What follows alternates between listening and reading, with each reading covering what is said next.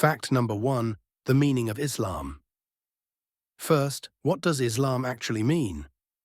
The word Islam comes from the Arabic root salam, which means peace. It also means submission to the will of God. So Islam is a religion of peace and surrender to the Creator. Fact number 2. The Quran, a miracle of preservation. The Quran is the holy book of Islam, believed to be the literal word of God, as revealed to Prophet Muhammad. Peace be upon him. What's amazing is that the Quran has remained unchanged for over 1400 years. Every word, every letter is exactly as it was revealed. It's also memorized by millions of Muslims worldwide, making it one of the most memorized books in history. Fact number 3. The Islamic calendar. The Islamic calendar is lunar-based, with 12 months in a year. It's about 10 to 12 days shorter than the Gregorian calendar, so Islamic months shift each year.